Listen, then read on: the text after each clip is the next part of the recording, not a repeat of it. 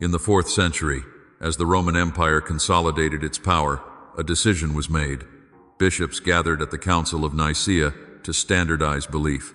They chose which texts would become the Bible, and they ordered all others to be destroyed. They burned the books that were deemed heretical, but they did not find all of them.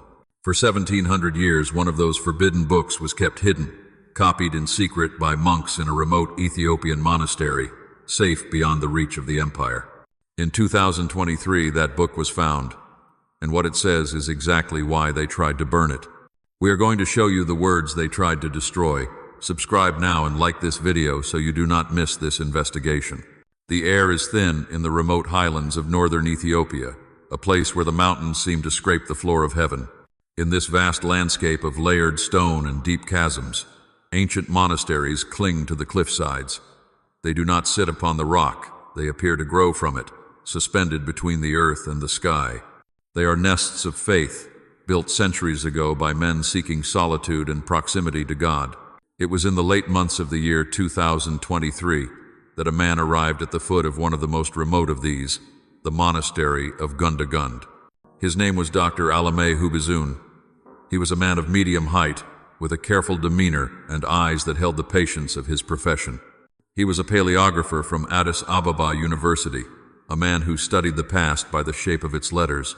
His official purpose was simple: to continue the vital work of cataloging the thousands of manuscripts preserved in the monasteries of the Ethiopian Orthodox Tewahedo Church. This was a task he had performed for years, a slow and respectful process of documenting the heritage of his nation.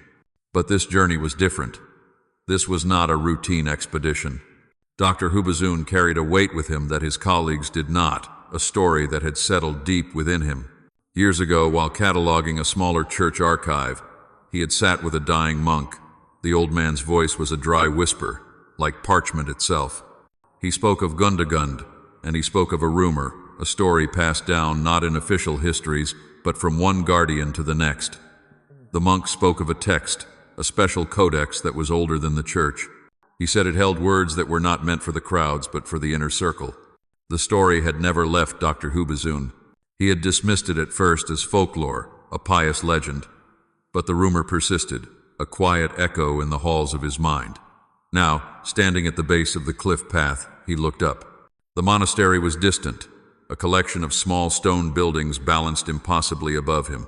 Reaching it would require a difficult, multi-hour climb. He began the ascent. He was not a treasure hunter. He was not a man seeking to disrupt or expose.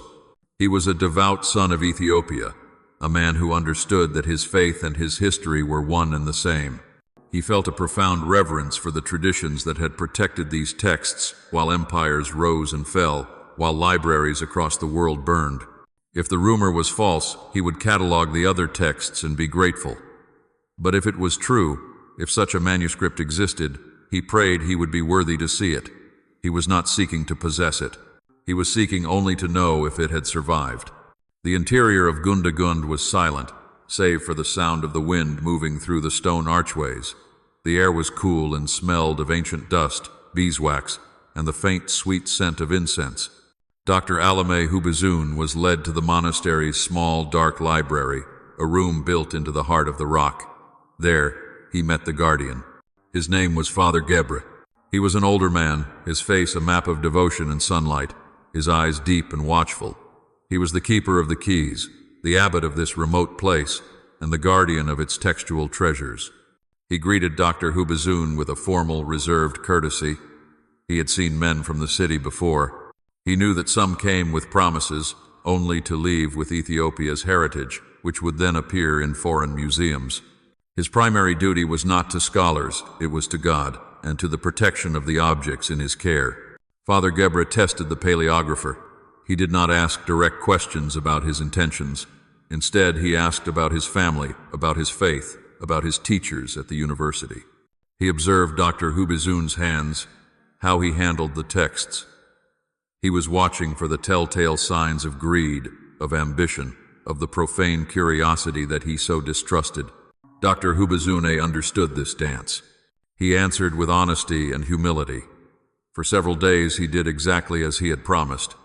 He sat on a small wooden stool, patiently cataloging the monastery's known collection. He documented birth and death records from local villages, theological commentaries, and copies of the Gospels that were familiar, though still beautiful. He worked slowly, with reverence, his touch gentle on the fragile parchment. He made no special requests. He did not mention the rumor, he simply did the work. Father Ghibri watched him. He watched the man from Addis Ababa bow in prayer with the monks. He watched him eat the simple food they offered without complaint. He saw the genuine respect in the paleographer's eyes. On the fourth day, Father Gebre entered the library as the sun was setting. He stood in silence for a long moment, observing Dr. Hubizoun, who was finishing his notes for the day. Then, the old monk made a decision. "There is another collection," Father Gebre said, his voice quiet. "They are not part of the main library." Dr. Hubizoun's heart quickened, but he kept his expression calm. He simply nodded, waiting. Father Gebre walked to a small, unassuming wooden chest in the corner of the room. He used a heavy iron key to unlock it. From within, he lifted not a book, but a very old leather satchel, dark with age and stiff to the touch. The satchel was bound by dry leather straps. It had not been opened in generations. The monk placed the satchel on the heavy wooden table in front of Dr. Hubizoun. He did not open it. He simply looked at the younger man, his eyes seeming to issue a final, silent warning. The test was not over. The greatest test had just begun. Dr. Alame Hubizoun placed his hands on the satchel. The leather was ancient, stiff, and dark, the straps dry and threatening to crack. He looked at Father Gebre, who gave a single, slow nod. With the care of a surgeon, Alame worked the bindings loose. The sound of the dry leather unfolding was the only sound in the stone room. Inside, nestled in old cloth, was a single codex. It was not large, but it felt heavy, dense with importance. The cover was simple, dark leather bound over wooden boards, bearing the marks of centuries. He lifted it from the satchel and placed it on the table. He opened the cover. The first folio of parchment was unlike anything he had ever seen in the field. It was remarkably, impossibly well preserved. Ethiopia's dry highland climate and the monastery's thick stone walls had protected it from the humidity and decay that had claimed so many other texts. But it was the content that made his breath stop in his throat. The script was Ge'ez, but it was an archaic form, written with a steady, masterful hand, consistent with the 4th or early 5th century. His hands, the steady hands of a man who catalogued the past, began to tremble. He read the title, translating the words slowly in his mind. The hidden sayings of the Master to his chosen ones concerning the kingdom within. A cold feeling washed over him. This was not a copy of a known gospel. It was not a commentary. It claimed to be something else entirely. He carefully, reverently, turned the page. He read the introduction. The text claimed to be a record of the final, private teachings Jesus gave to his most trusted disciples in the intimate hours before his arrest in Gethsemane. It was not the public sermons, not the parables told to the crowds. It was, the text claimed, the secret instructions given to those he trusted most. He looked up at Father Gebre. The old monk's face was a mask of solemnity, his eyes fixed on Alamai. The rumor was true. The text was real, and it contained words attributed to Jesus that no Bible on earth had ever included. Dr. Hubizoun knew with absolute certainty that he could not ask to take the manuscript. It would be a profound violation of trust, an insult to the generations of monks who had protected it. The codex belonged to Gundagund. He had to find his voice. "Father," he said, the word coming out as a whisper, this is a treasure beyond measure. This is a heritage not just for Ethiopia, but for all humanity." Father Gebre nodded, his eyes never leaving the book. "It is the Word of God. It has remained safe here because it is hidden. The world, when it finds such things, does not preserve. It destroys. Or it steals." "I do not want to steal it," Dr. Hubizoun said, his voice earnest. He met the monk's gaze. "But it is not completely safe. This parchment is 17 centuries old. A fire, a leak in the roof. It could be gone forever. We have a duty, you and I, to ensure these words are never lost." The old monk's eyes narrowed. "What do you propose, man of the city?" "Preservation," Alame said quickly. "Not removal. Let me create a record a photographic record. Allow me to photograph each page. The codex itself will never leave this room, but its image, its words, will be safe. It will be preserved for Ethiopia, for your order, for the future. The silence in the room stretched for minutes. Father Gebre wrestled with his duty. He was the guardian, sworn to protect the physical object, but this scholar was right. The words were the true treasure. Finally, the monk spoke. You may photograph it, but I will not leave your side. You will not be alone with it for one moment. Dr. Hubazoun felt a wave of relief so profound it almost buckled his knees. Thank you, Father. You will not regret this. The rest of that night passed in a state of sacred tension. Dr. Hubazoun set up his small portable camera equipment and a battery-powered lamp. The single light cut a small circle in the ancient darkness. Father Gebre sat on a stool in the corner, his prayers beads clicking softly in his hands. Click. The soft sound of the camera shutter was the only noise. Alame turned a page. Click. He was overwhelmed by what he was reading. His hands trembled, not from fatigue but from the spiritual weight of the content. It was a dialogue. The disciples asked questions. Jesus responded, expanding on themes the Gospels only hinted at. Hour after hour he worked. Click, turn, click. The world outside the monastery walls, the 21st century, it all melted away. He was a scribe, bearing witness. As the first thin, gray light of dawn broke over the highlands, he photographed the final page. He was exhausted, but his mind was on fire. The longest and most important night of his life was over. The journey from Gundagun back to Addis Ababa was a blur of motion. Dr. Hubazoun felt like a man carrying a fragile, explosive secret.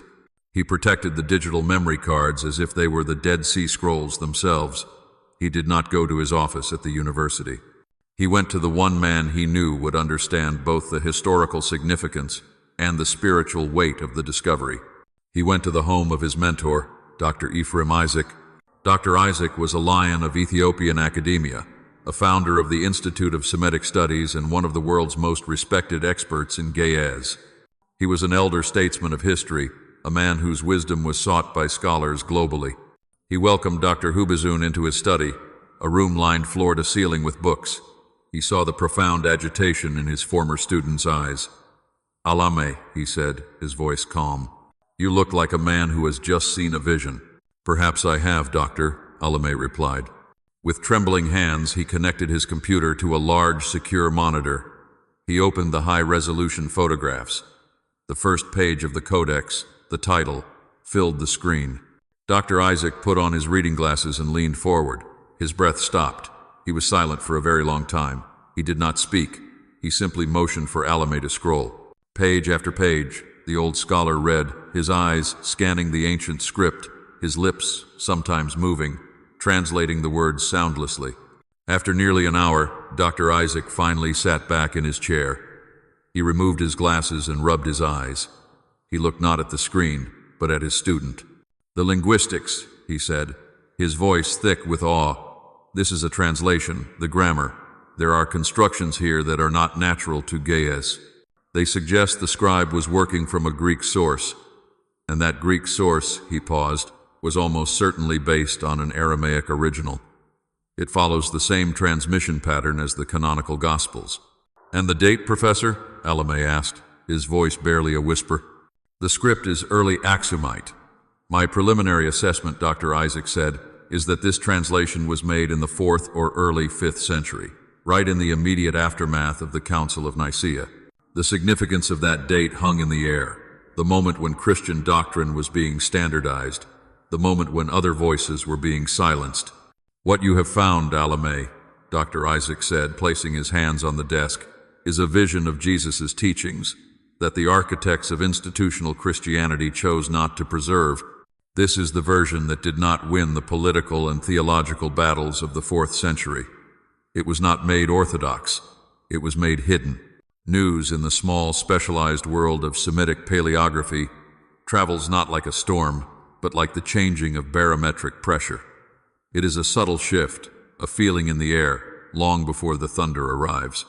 In Addis Ababa, within the halls of a rival academic institution, Dr. Elena Rostova, was analyzing Aksumite trade inscriptions. She was a tall, uncompromising woman, a scholar who had built a formidable reputation on precision and a deep, systemic skepticism. She was, by any measure, one of the leading European experts in the field, and she did not suffer fools, nor did she entertain rumors. The whispers about Dr. Hubazoon's find reached her during a faculty coffee hour. A junior colleague mentioned that Alame Hubazoon, that quiet, respectful cataloger from the university, had supposedly found something unprecedented in the Tigray highlands. Dr. Rostova barely looked up from her notes. She had heard this story before, in different forms, for 15 years. Ethiopia, she knew, was a time capsule. It had preserved the Book of Enoch and Jubilees, texts lost to the West. But she operated on the assumption that the great discoveries had already been made. What remained, she believed, were copies, fragments, and variations. "Another copy of Enoch, I presume," she said, her English precise, "or perhaps a local hagiography. Dr. Hubazoon is a competent cataloger, but he is prone to," she paused, searching for the word, "enthusiasm. It is a common trait." Her colleague, sensing the dismissal, quickly changed the subject. But Dr. Rostova's public skepticism was a shield for a sharp, competitive intellect. She did not rise to her position by ignoring possibilities, only by refusing to acknowledge them until they were facts. That evening, in the privacy of her apartment, she made a quiet telephone call to a contact she maintained inside the university's history department. "I hear Alame Hubazoon has returned from Gunda Gund," she said, her tone casual. "He is working with Professor Isaac on something?" The contact confirmed it. They were in Dr. Isaac's private study, and the doors were closed. This, more than the rumor, captured Dr. Rostova's attention. Ephraim Isaac did not close his doors for copies of Enoch. She felt the first, faint sting of professional curiosity, an emotion closely allied with ambition. She despised the idea of being scooped. She despised, even more, the idea that a discovery of this magnitude could be fumbled by what she saw as local enthusiasm. She made a decision. She would not act publicly. She would not chase a ghost and risk her reputation. But she would watch. She would monitor the quiet paleographer, and she would wait for him to make a mistake. She was certain that if the discovery was real, it would require a scholar of her experience, a European scholar, to bring it to the world properly. She continued her work on the inscriptions, but her focus was now divided. One part of her mind was in the 4th century. The other was 2 kilometers away, fixed on a closed door in Dr. Isaac's study. Dr. Alame Hubazoon and Dr. Ephraim Isaac knew they were protecting a discovery that could shift the foundations of their field.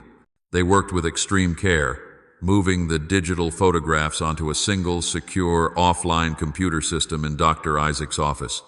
They spoke in low tones, aware that the very walls of the university had ears.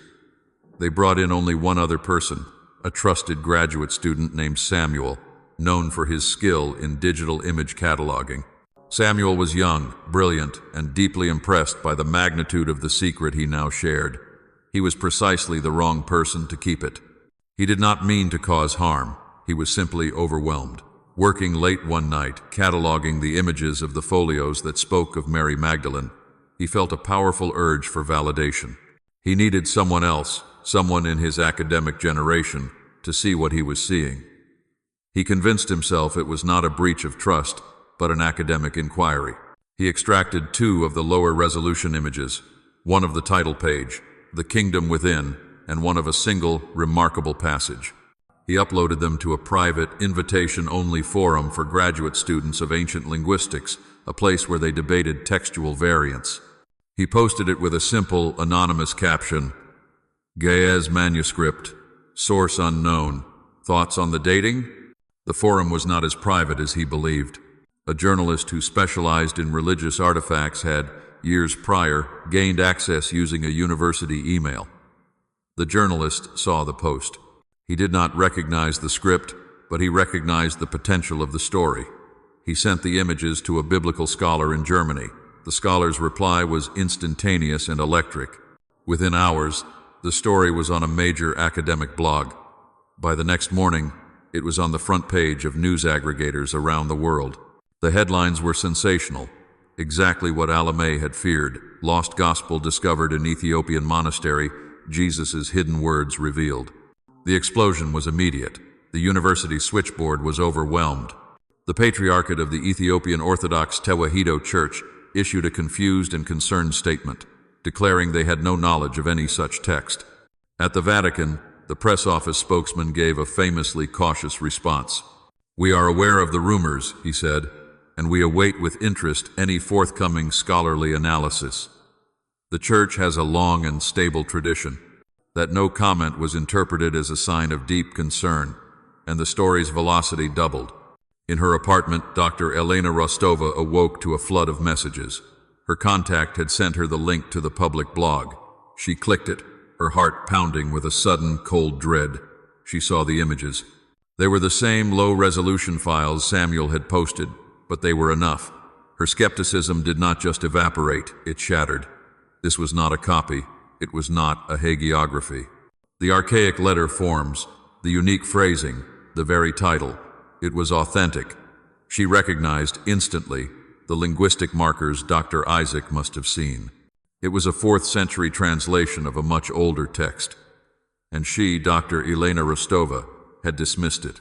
She felt a cold wave of professional humiliation, followed immediately by a surge of pure, unadulterated ambition. She grabbed her telephone. She canceled her upcoming research trip to Lalibela.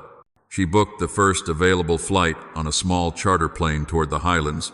She had to get to Gundagund before Hubazun or anyone else could lock it down. The monastery of Gundagund exists in a different time. News from the outside world arrives slowly, carried by foot and by word of mouth. It was a younger monk, returning from a supply run to the village in the valley 2 days later, who brought the catalyst. He carried a small battery-powered radio. As the monks gathered for their simple evening meal, he tuned it to the national service from Addis Ababa. Father Gebre listened with half an ear, his mind on the scriptures. And then he heard the name of his own monastery. He heard Gundagund. He heard the announcer speak of a leaked manuscript and digital photographs.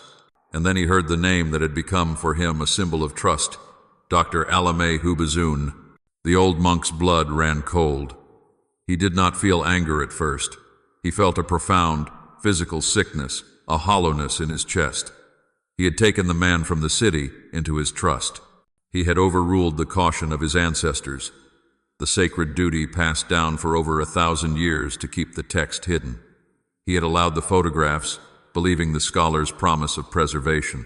And in return, that scholar had thrown the most sacred words in his care to the world. He saw it not as a leak, but as a desecration. The text was not a discovery to be analyzed on blogs. It was a revelation to be protected. He felt, with a crushing weight, that he had failed. He had failed God. He had failed the monks who had come before him. He rose from the table, the other monks falling silent at the look on his face. He walked to the ancient library. He took the heavy iron key, and he locked the door. Then he went to the chapel, knelt on the cold stone, and began to pray for forgiveness. When Dr. Alamé Hubazun arrived 2 days later, he was breathless, not just from the climb, but from a paralyzing dread. He had heard the news of the leak, and then, more terrifyingly, he had heard the official silence from Gundagund. He knew, instantly, what this meant. He found the monastery changed. The monks who had greeted him with respectful nods now turned their backs. The air was not welcoming, it was arctic. He found Father Gebre in the chapel.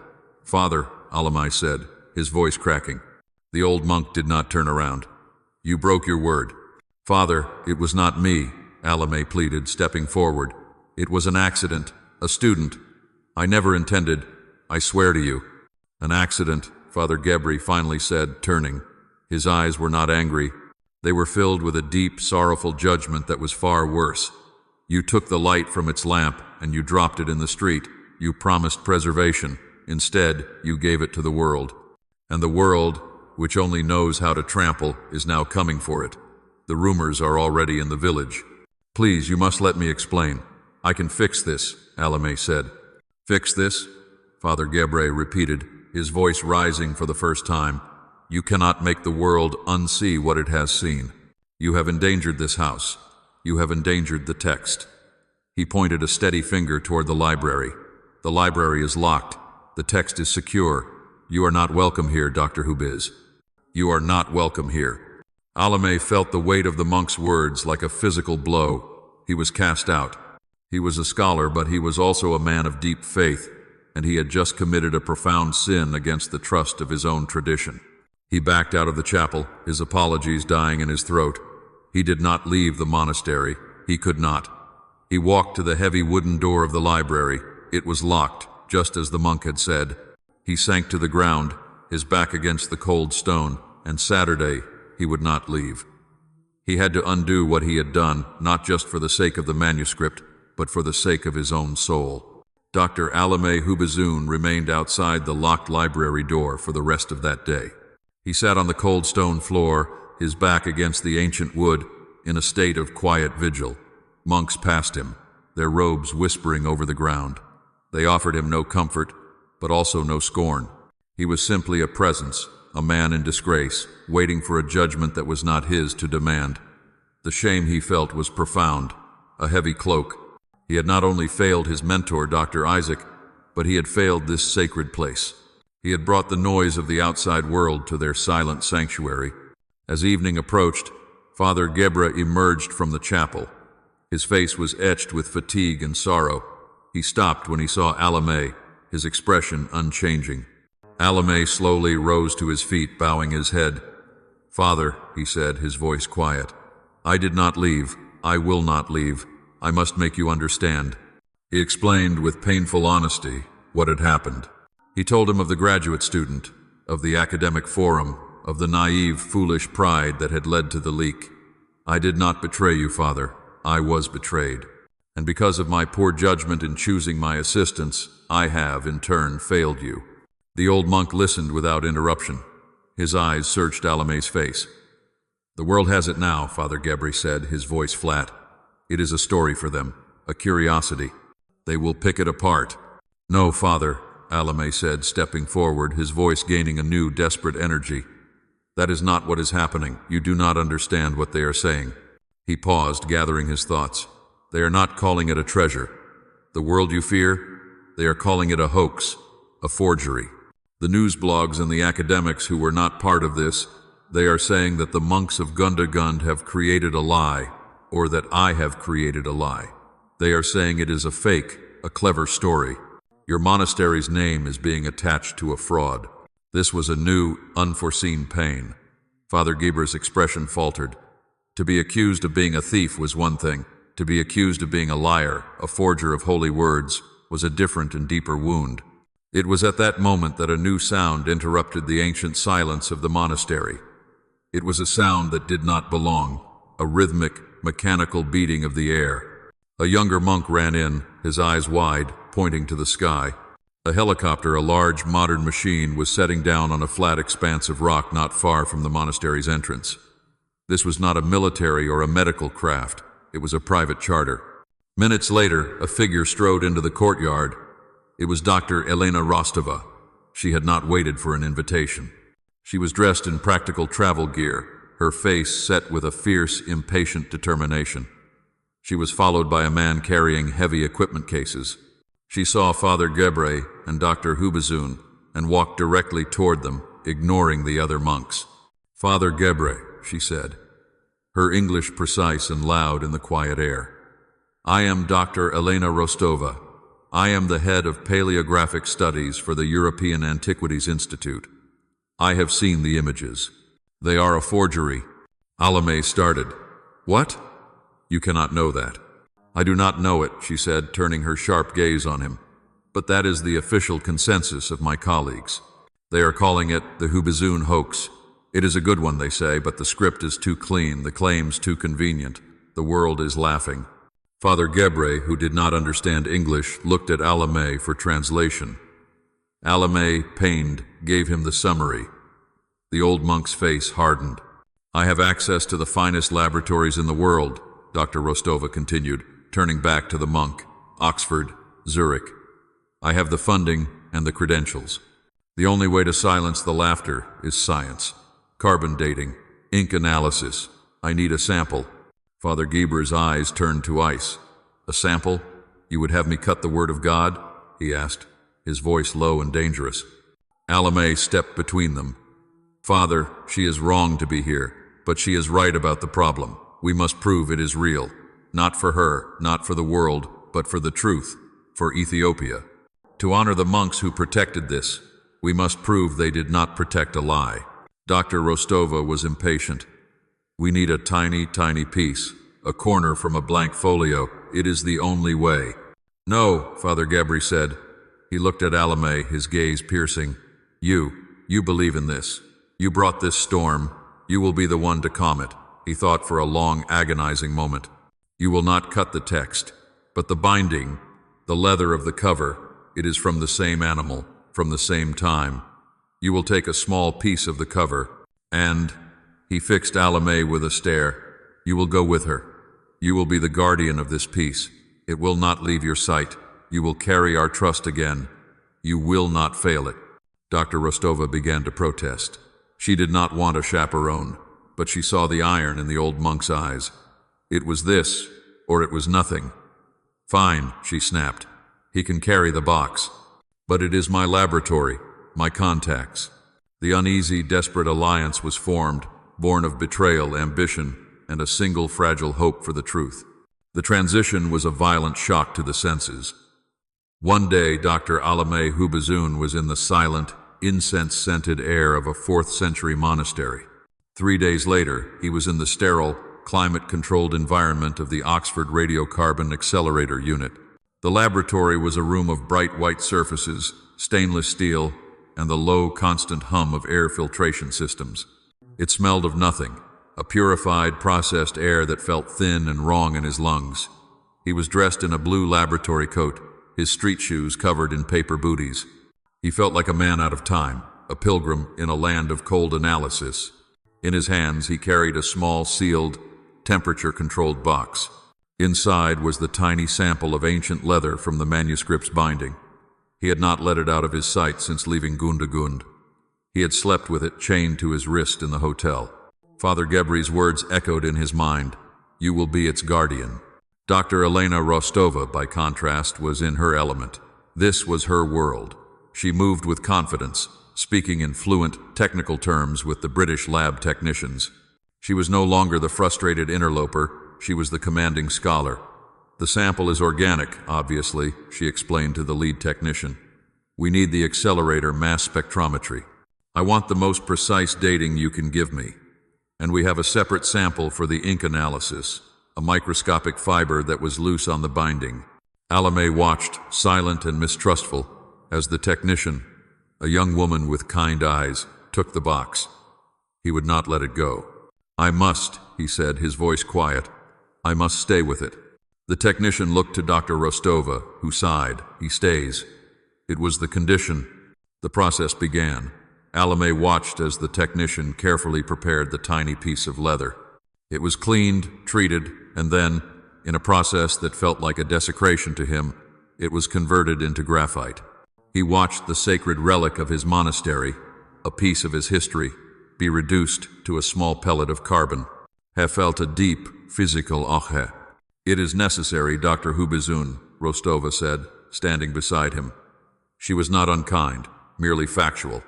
To count its atoms, we must change its form. The accelerator will measure the decay of the carbon-14. It is a clock. It will tell us, with near-perfect accuracy, when the animal that gave its skin for this book lived and died. It is the only voice that can speak over 17 centuries of silence. As they waited for the machine to be calibrated, Alame stood by a window. His mind, unmoored, drifted. He did not see the manicured lawns of Oxford. He saw Alexandria in the 4th century. He saw the great port city, a tinderbox of religious fervor and political ambition. He saw Athanasius, the powerful, unbending bishop, a man of iron certainty. Athanasius, the man who had defined the New Testament for the Roman world, was also a man who had declared all other texts to be poison. The narrative of his mind shifted. He saw Alexandria. He saw Athanasius dictating his 39th festal letter. These are the wells of salvation, the bishop's voice echoed in his imagination. Let no one add to these. Let no one take away. And then, the terrible command. The writings of the heretics must be purged. They must be destroyed, burned, and forgotten. He saw a fire. He saw books being thrown onto a pyre in a city square, the carefully lettered words of devoted communities turning to black ash. But then, he saw another scene. A lone monk in the desert of Scetis, his face etched with fear and resolve. He is holding a codex, perhaps the Greek original of the very text Alame now defended. He hears the bishop's decree. He knows he cannot keep it. He wraps it in cloth, places it in a clay jar, and buries it in the sand, praying that a future generation, a more enlightened time, might find it. He saw another monk, a refugee, fleeing the persecution in Egypt, traveling south, up the Nile, into the highlands of Ethiopia, a land beyond the bishop's reach. He carries a codex which he gives to a community of monks who welcome him, and they, in their isolation, in their safety, copy it. They translate it into their own sacred language, Ge'ez, preserving the words that the rest of the world was ordered to forget. The technician's voice broke his reverie. "We are ready, doctors. The sample is in the accelerator." Alame looked at the massive, complex machine. The hum was louder now. It was not a cold engine of desecration. He suddenly saw it in a new light. This machine, this marvel of the modern world, was not the enemy of faith. It was the tool of resurrection. It was the only thing that could reach back through the centuries and give voice to that frightened monk in the desert, to prove that his act of desperate preservation was not in vain. The test was not just a test of dates. It was an act of historical justice. The waiting was a form of purgatory. The accelerator mass spectrometry process took time, and the cross-analysis of the ink sample took longer.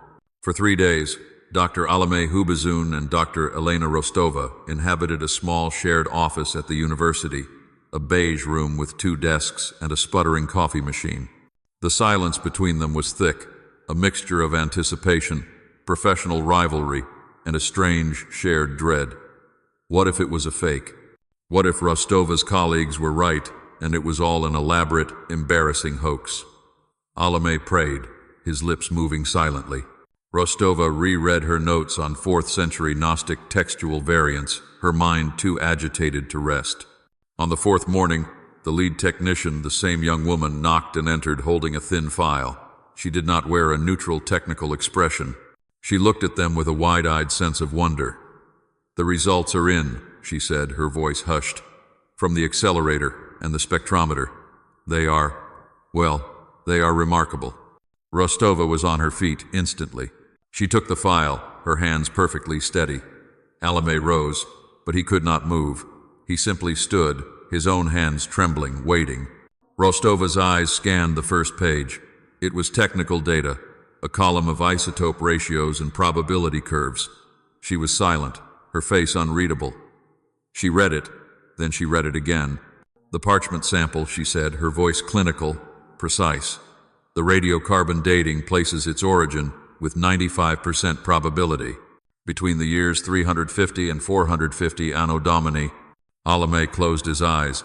A wave of dizziness and profound relief washed over him. It was true. It was real. The date was perfect. Not a 1st century original, which would have been impossible to believe, but a 4th century copy from the exact time of Athanasius. The exact time the institutional church was consolidating its power and purging its rivals. The exact time such a book would have needed to be hidden or to have fled. "And the ink," Rostova continued, her voice losing its clinical edge. It was softer now, tinged with disbelief. "The ink, it is carbon-based, just as we thought. Lamp black, mixed with gum arabic as a binder. The spectrometry shows trace elements of minerals consistent with the northern Ethiopian plateau." She looked up, her eyes locking with Alame's. "There are no synthetic compounds, no modern additives, no anachronistic elements. The chemical fingerprint is perfect." She placed the papers on the desk.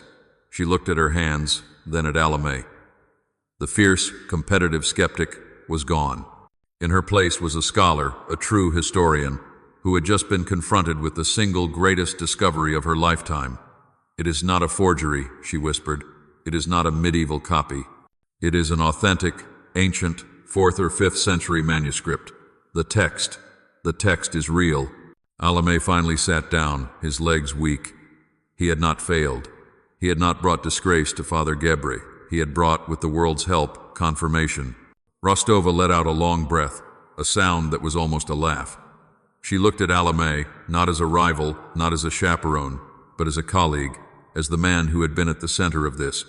"You found it," she said, shaking her head, "that quiet cataloger. You found it. You really, truly found it. You found the book that should have been burned, the voice that should have been silenced." The dynamic in the room shifted, solidified. It was no longer his discovery and her skepticism. It was their burden, their shared, explosive, world-changing truth. Rostova's eyes, which had been soft with awe, suddenly sharpened. The ambition was not gone.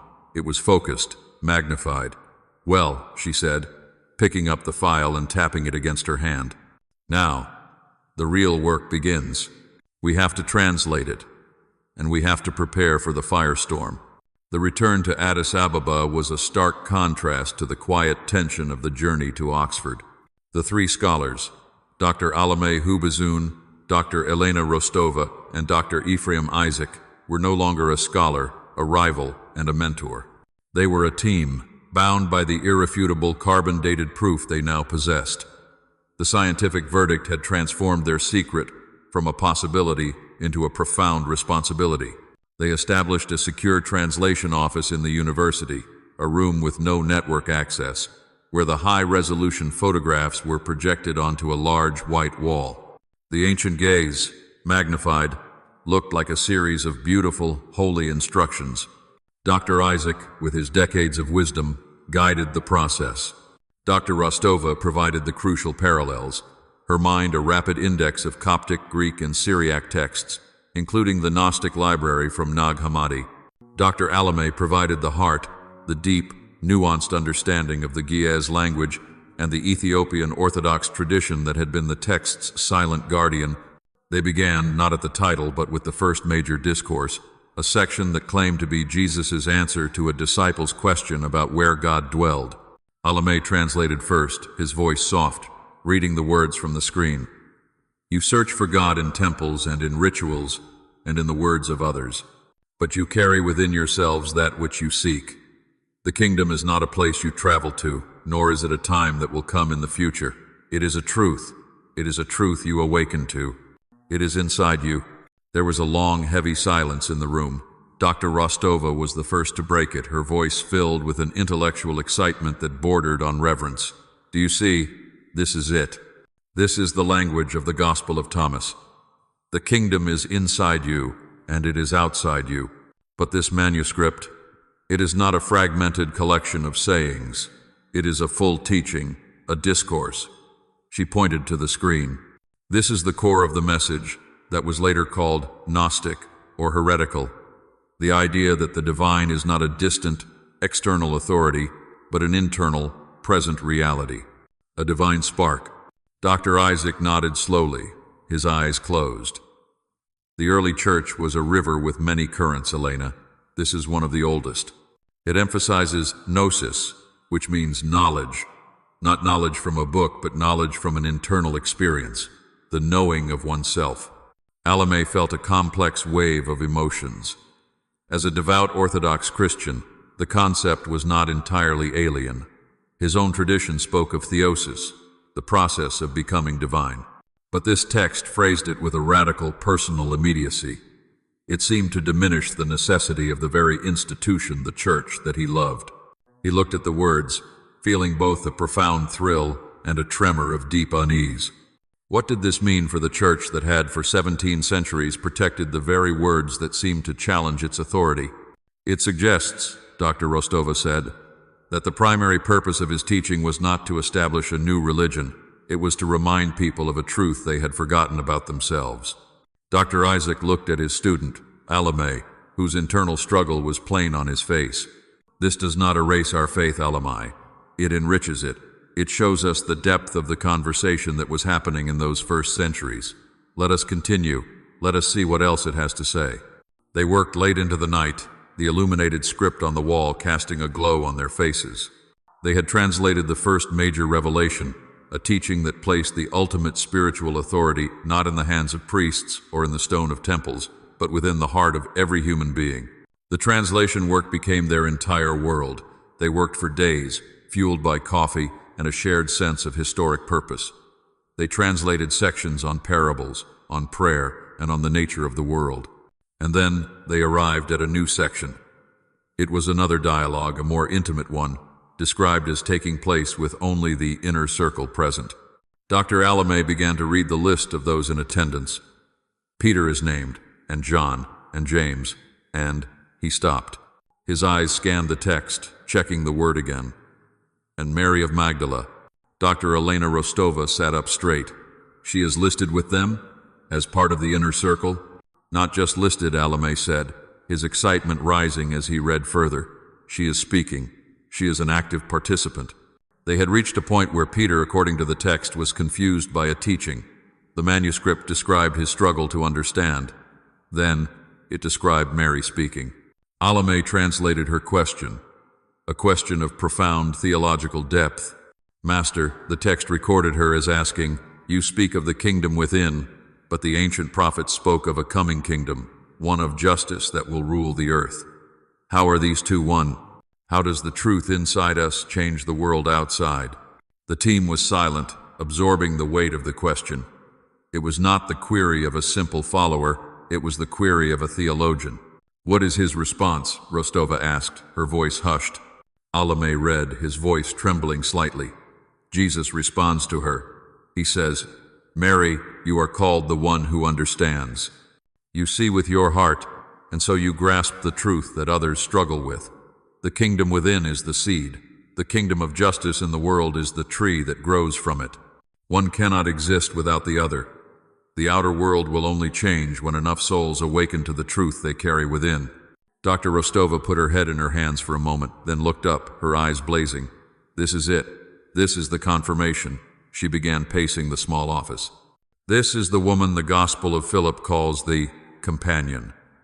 This is the woman the Gospel of Mary depicts as the one who received the deepest teachings, the one Peter challenged." She turned to Alame.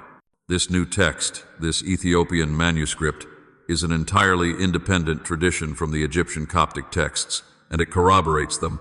It tells the same story, that she was not just present. She was central. She was perhaps the only one who truly understood the mystical heart of his message." Dr. Isaac nodded. It reinforces the scholarship that her later portrayal in the Western tradition was a tragic misunderstanding, a way to diminish her voice. He was careful with his words, as always. It seems that as the church became a more rigid patriarchal structure in the 4th and 5th centuries, the memory of her leadership became problematic.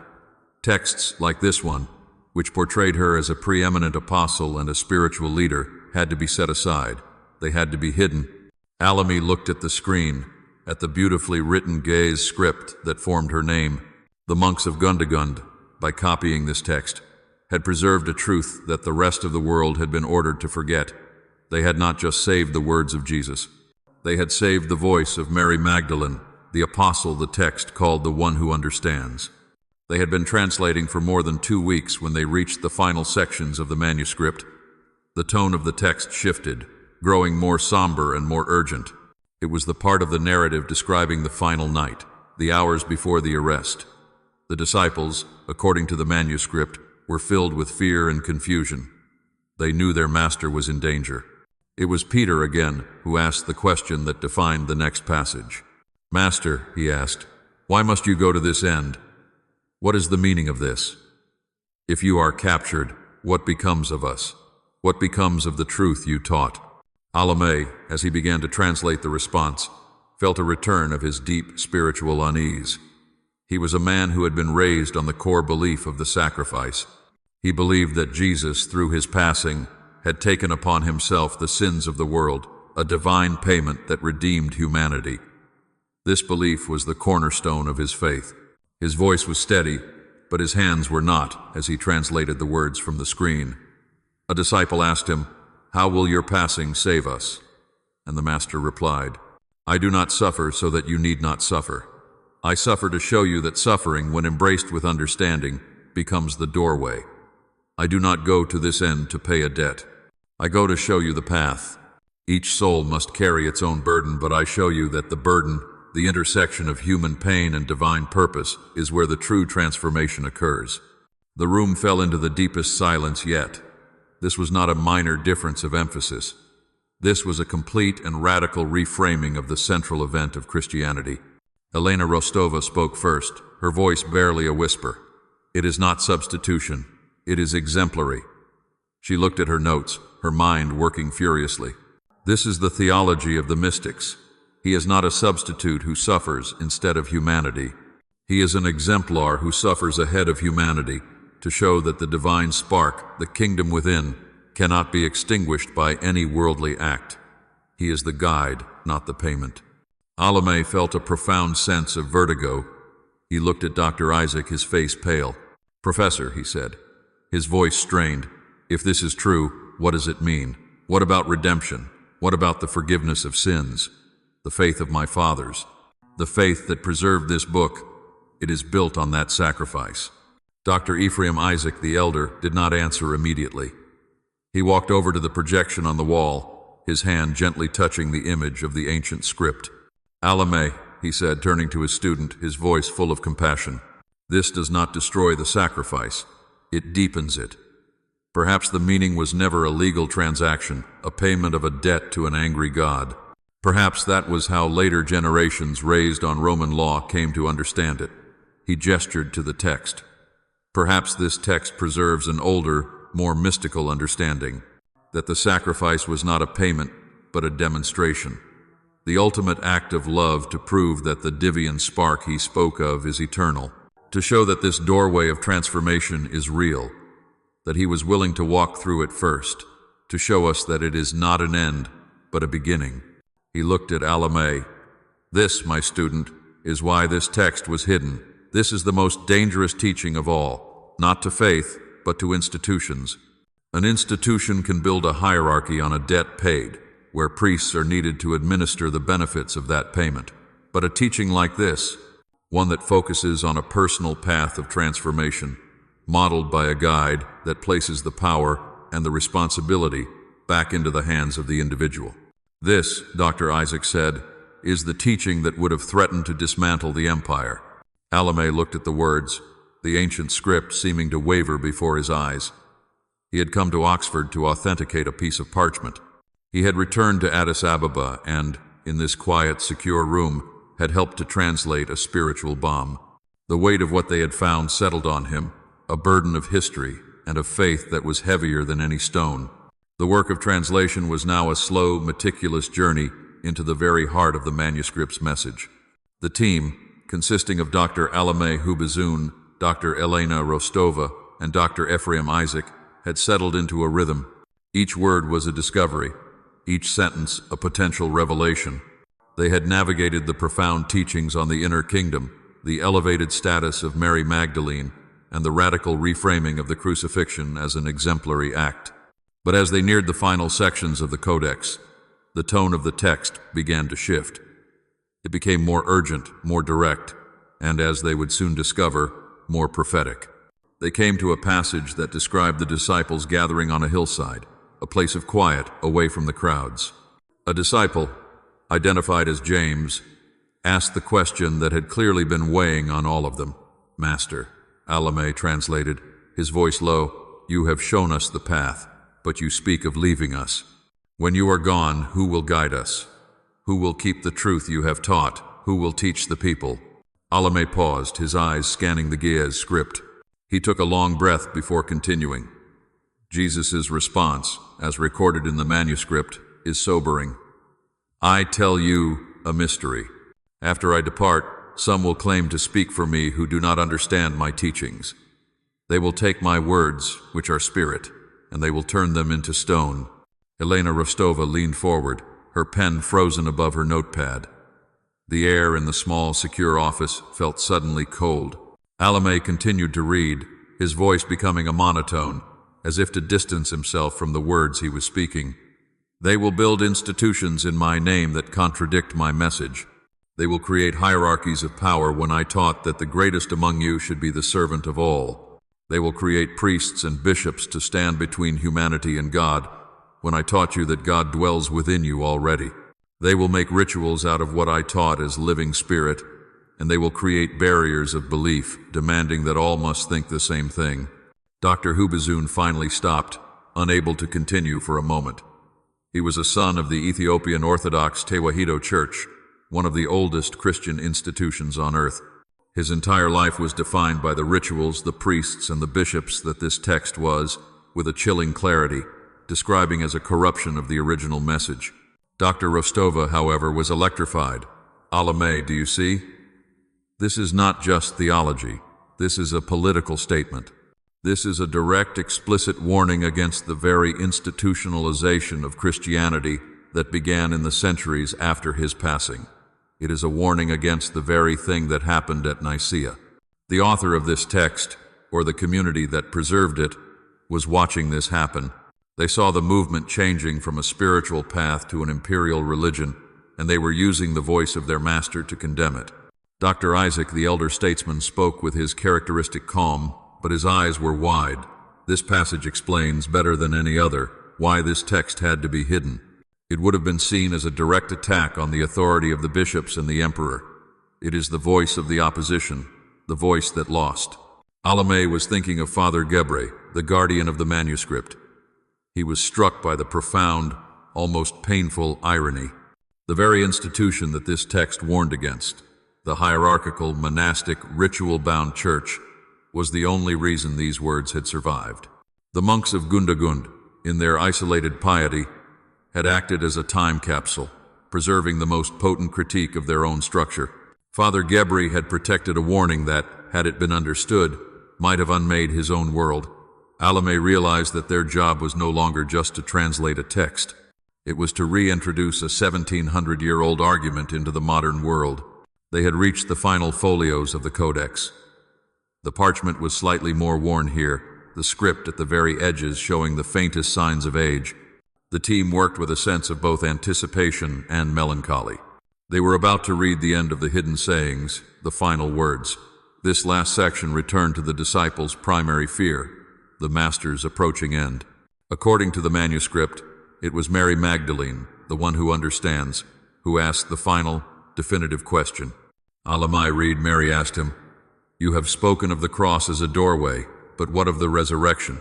The prophets say the dead will rise. What is the truth of this?" The room was still. This was the central miracle of the faith, the event upon which all Christianity was built.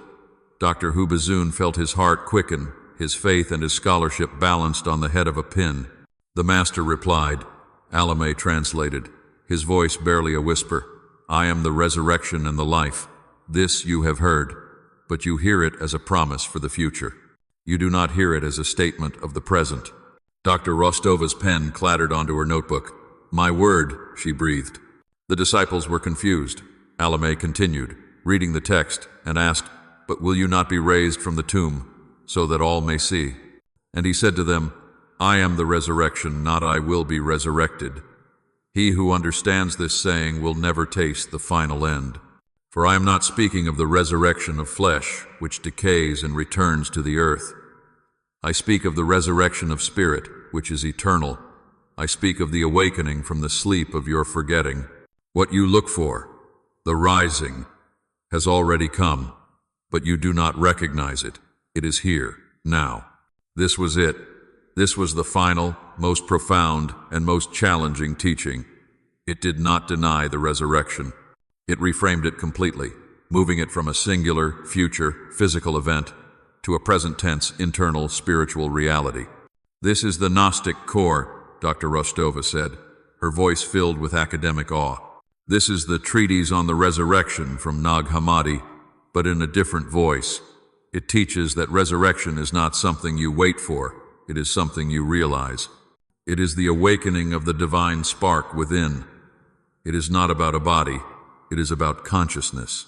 Alame felt a profound, shivering wave pass through him. He was a man who had venerated the empty tomb his entire life. This text did not make the tomb empty, it made the tomb irrelevant. He looked to his mentor, Dr. Isaac, his face pale and asking a silent question. Dr. Isaac, who had been listening with his eyes closed, finally spoke. It does not deny the miracle, Alame. Do not hear what is not said. It prioritizes the meaning. It transforms the resurrection from a unique miracle performed on Jesus into a spiritual principle that is accessible to all people. It is a principle that he, as the Master, was the first to fully demonstrate and embody. It is the final lesson. The kingdom is within. The cross is the doorway to transformation. And the resurrection is the awakening to that new, transformed eternal life, a life that begins now, not after you pass. Alame looked at the screen. They had reached the end. The final lines of the Codex were a simple, powerful command. I have shown you the light that I am. I have given you the words of truth. Now, you must become the light. Go and be the resurrection. The translation was finished. The three scholars sat in the profound silence of the room, the weight of 1,700 years settling upon them. The journey of discovery was over. The journey of defending that discovery was about to begin. Months of meticulous, agonizing work followed the completion of the translation. The team did not rush. They knew that the document they held would be subjected to the most intense scrutiny in the history of their field. They prepared a manuscript for publication, a document that was itself hundreds of pages long. It was co-authored by Dr. Alame Hubazune, Dr. Elena Rostova, and Dr. Ephraim Isaac. It contained the complete, annotated translation of the hidden sayings, but it also contained the full, unassailable scientific data, the reports from the Oxford Accelerator, the chemical breakdown of the ink, the detailed paleographic analysis, and a long, cautious essay placing the text within its historical context, comparing it to both the canonical Gospels and the Nag Hammadi library. They submitted it not to the popular press, but to the most prestigious, peer-reviewed publication in their world, the Journal of Early Christian Studies. The academic world, which had dismissed the initial leak as a rumor, received the journal article in stunned silence. For 48 hours, it seemed as if the world had not noticed. Then, the firestorm erupted. The attack came from two fronts, each with its own weapons. The first was the academic front. Skeptics who had been caught flat-footed, including many who had once been Dr. Rostova's colleagues, attacked the methodology. They called it a hyper-sophisticated forgery, a document created in the medieval period to look ancient. They claimed the carbon dating sample must have been contaminated. They argued that Dr. Rostova, once a bastion of skepticism, had been duped by the romantic, religious fervor of her Ethiopian colleagues. They demanded that the original codex be flown to Europe for proper analysis, a demand they knew Father Gebre would refuse. The second, and far more powerful, front was theological. The publication of the full translation was an earthquake. The Vatican's official newspaper published a long, careful statement describing the text as an interesting, though ultimately non-canonical, document from a known heterodox community of the 4th century, which rightly failed to gain traction in the true church. Other, more conservative religious groups were far less diplomatic. They denounced the manuscript as a Gnostic lie, a demonic document designed to attack the foundations of the Christian faith. They accused the scholars of heresy. Dr. Hubazune, as the Ethiopian Orthodox man at the center of the discovery, received the most personal and painful attacks. He was called a traitor to his own church, an agent of disbelief. The team, who had been quiet translators, were now forced to become public defenders. The climax came at a packed academic conference in Berlin. The room was hot, the lights were bright, and the air was thick with hostility. A prominent German theologian, a man of immense influence, stood and pointed a finger at the panel. Dr. Hubazune, he said, his voice booming, "You are a man of the Ethiopian Orthodox Church. How can you, in good conscience, promote a text that denies the physical resurrection and the redemptive, substitutionary sacrifice of the cross?" All eyes turned to Alamai. He was no longer the quiet, respectful cataloger who had climbed the cliffs to Gundagund. He was the guardian of the text. He stood, his hands steady. "My faith," Alame said, his voice clear and resonant, "is not so fragile that it can be broken by a new, beautiful, ancient voice. My church, in its wisdom, protected this text. It did not know what was in it, but it protected it. And in that protection, it preserved a conversation that was silenced 1,700 years ago. I am not here to deny my faith. I am here to say that our understanding of God has always been richer and more diverse than any single creed. This text does not destroy faith. It asks it to be deeper. It asks it to be more honest. A skeptical journalist then turned on Dr. Rostova. Dr. Rostova, you yourself called this a hoax when it was first leaked. Why should we believe you now? Elena Rostova stood, a thin, sharp smile on her face. I did, she said, her voice cutting through the room. I was wrong, and unlike some of my colleagues, I am not afraid to admit it when confronted with irrefutable data. The science is sound. Your refusal to accept it is not based on evidence. It is based on your own discomfort with the conclusion. The history of Christianity is not as neat as you want it to be. It is time for all of us to grow up and look at the facts. The conference was the first battle in a long war. The firestorm was not contained. It was raging.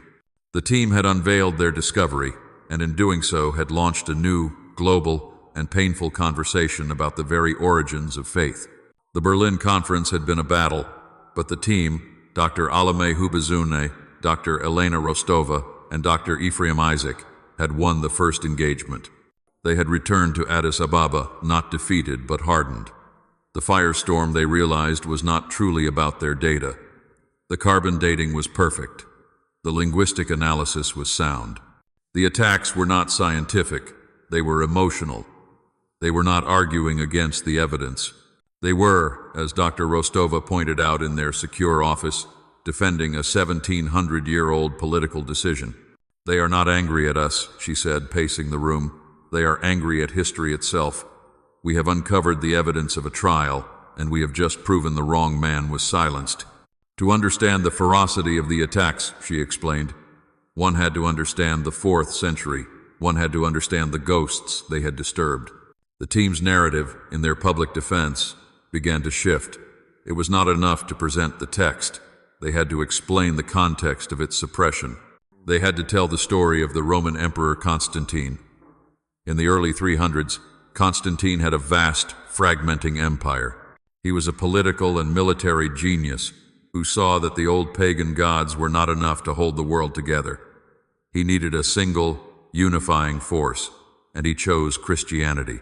But the Christianity he found was not one thing. It was a beautiful, chaotic collection of Christianities. In Alexandria, some believed Jesus was a divine being who only appeared human. In Antioch, others taught he was a great man who became divine at his baptism. And in communities like the one that wrote the Gunda Gun text, many believed he was a mystical teacher who showed humanity the path to its own divinity. This diversity was a spiritual strength, but it was a political disaster. An emperor cannot unify an empire with a dozen different versions of the truth. He needs one. And so, in the year 325, Constantine convened the Council of Nicaea. It was a political summit as much as a religious one. Its goal was to create a single, unified, orthodox version of the faith. A creed was written, a standard was set. What was in was declared holy. What was out was declared heresy. The team explained this to the world. They explained the ghost of Athanasius, the powerful bishop of Alexandria, the man who, in the year 367, issued his famous festal letter. This letter was the first in history to list the exact 27 books that make up the modern New Testament. But he did not stop there. He commanded that all other texts, all other gospels and sayings, were to be purged. They were to be erased from human memory. This was the context for the Gundagund manuscript. This was why it was so dangerous. Its teachings, the kingdom within, Mary Magdalene as a leader, resurrection as an internal awakening, these were not just theological disagreements. They were a threat to the entire, new hierarchical structure of the faith. A faith of personal, internal authority does not need a powerful chain of bishops and priests. It does not need an emperor to endorse it. It was, in its essence, a faith of spiritual freedom. The Gundagund manuscript was not just a lost text, it was a refugee. It was a voice that had fled the political purge, traveling south, beyond the reach of Roman power, finding a safe harbor in the isolated, faithful highlands of Ethiopia. The team was not just fighting a modern academic debate. They were fighting the ghosts of Nicaea. The firestorm had an unforeseen consequence. While some in the West attacked the discovery in Ethiopia, the Hubazun hoax had become the gun-to-gun revelation. After the irrefutable scientific proof from Oxford, the national and religious pride of the nation swelled. The Ethiopian Orthodox Tewahedo Church, which had at first been wary, now embraced its role. Its monks had been the faithful guardians, the preservers of a truth the rest of the world had tried to destroy. Dr. Alame Hubazun was no longer just a quiet cataloger. He was a national hero, a symbol of Ethiopian scholarship. And Dr. Elena Rostova was no longer the skeptical rival. She had become his most formidable partner. Their shared defense of the text in Berlin had forged a bond of deep intellectual respect. They were, without question, the two foremost experts on this new, explosive chapter of history. It was Dr. Ephraim Isaac who posed the question, in his quiet study, weeks after their return. Gundagund is one monastery, he said, looking at Alame and Elena. It sits on one cliff. How many other cliffs are there? How many other libraries are hidden in the highlands? For 17 centuries, these places have been copying texts. What else has survived? The question hung in the air, electric with possibility. Fueled by this new sense of national purpose, the Ethiopian government, in cooperation with the Patriarchate, granted Alame and Elena a special commission. They were given unprecedented access to travel to other, even more remote monastic libraries. Their first journey was to Debre Damo. This was a monastery legendary for its isolation. It was built in the 6th century, perched on a flat-topped mountain with sheer cliffs on all sides. There was no path. There was no staircase. For more than 1,000 years, the only way to reach it was by a single, thick leather rope, a climb of some 15 meters. Alame and Elena stood at the bottom, looking up. Monks lowered the rope. It was a physical test, a symbolic act of faith.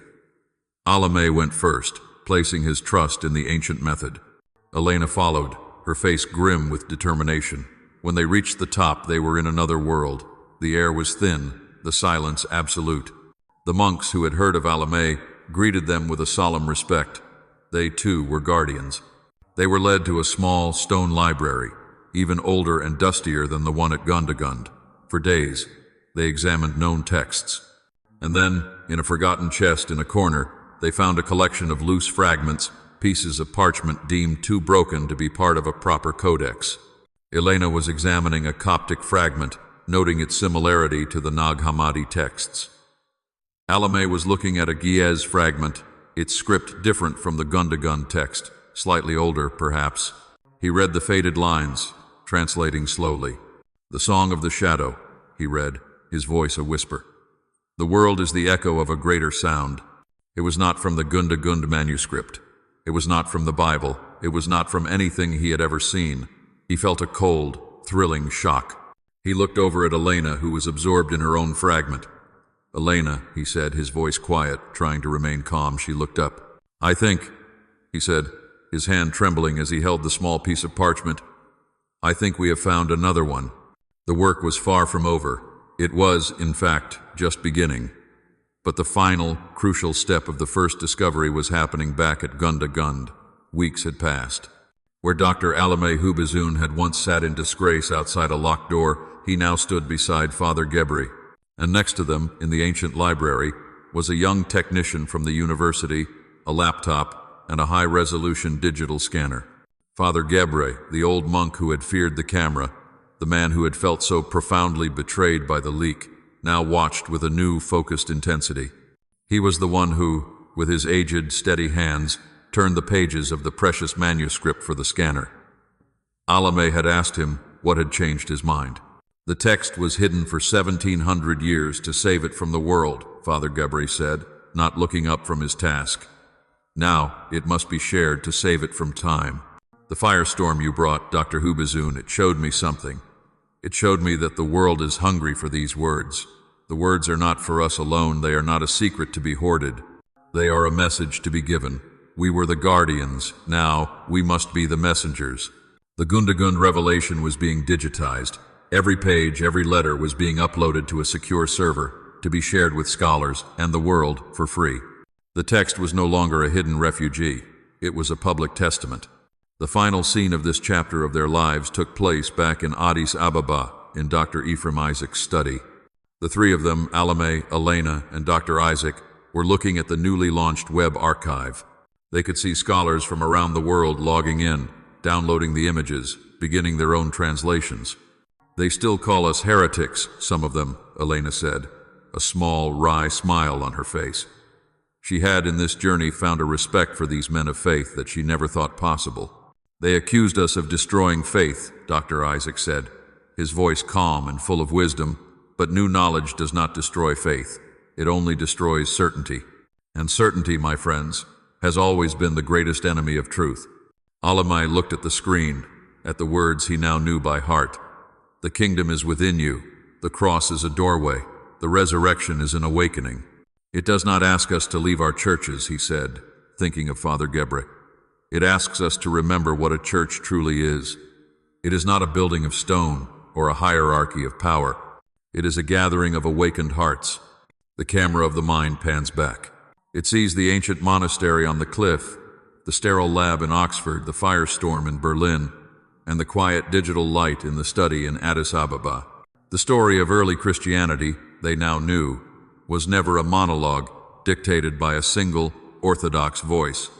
It was a loud, passionate, and diverse conversation full of arguments, mystical visions, and profound questions. And now, after 17 centuries of silence, the voice from Gundagund, the voice that had been hidden in the darkness, could finally speak again. The conversation, at last, could continue. As we reach the conclusion of this narrative, it is worth taking a moment to reflect on the profound weight of this story. This is more than a simple account of an archaeological discovery. It is a journey that touches the very core of how we understand our history, our faith, and ourselves. I am personally and deeply moved by the character of Dr. Alame Hubazun. He represents the perfect balance between two worlds that are often, and mistakenly, set against each other. The world of deep, personal faith and the world of rigorous, uncompromising scholarship. He is not a treasure hunter seeking fame. He is a guardian of heritage. He approaches the past not to conquer it, but to listen to it. His humility and his respect for Father Gebre's traditions are the only reasons the discovery was ever made. He teaches us that the greatest doors are opened not by force, but by quiet, patient respect. In Father Gebre, we see the wisdom of tradition. His instinct to protect the manuscript, to mistrust the outside world, is not born of ignorance. It is born of a painful historical experience. His community protected this text when the rest of the world chose to forget it. Yet, his greatest act of wisdom is not his protection, but his final, courageous choice to adapt. He learns that in the 21st century, hiding a text is no longer the way to preserve it. Sharing it is. He teaches us that true faith is not afraid of the light, and true preservation sometimes means letting go. And then, there is Dr. Elena Rostova. She is the voice of skepticism. She is the mind, where Alame is the heart. Her transformation is, perhaps, the one many of us can most relate to. She begins with ambition and doubt, but she possesses the single most important quality of a true scholar. She is willing to be wrong. When confronted with irrefutable evidence, she does not protect her ego. She protects the truth. She teaches us that true intelligence is not about knowing all the answers, but about being brave enough to change your mind. The most powerful lesson this story offers is that history is not a monologue. For centuries, we have been told a single version of events. The Gundagund manuscript is a powerful reminder that other voices were always there. They were not defeated. They were just waiting. They were silenced, but they were not erased. This story sends a clear message to us all. It is a call to be curious. It is an invitation to question the official stories we have been handed. We are encouraged to look for the voices that have been left out of the conversation. The teachings of the manuscript itself, the kingdom within, or the resurrection of the Spirit, all point to a profound truth. They suggest that spiritual authority and divine truth are not things to be found only in ancient books or magnificent buildings. They are found within the human heart, within our own capacity for understanding, compassion, and awakening. The conversation that was silent 1700 years ago has now resumed, and this time, we are all invited to listen. If this story touched your heart, please give this video a like. It helps the light reach others who may need it. Share your thoughts and reflections in the comments below.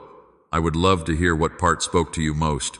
And if you wish to continue this journey of quiet stories, faith, and healing, subscribe to the channel so you never miss the next chapter. May the light stay with you, always.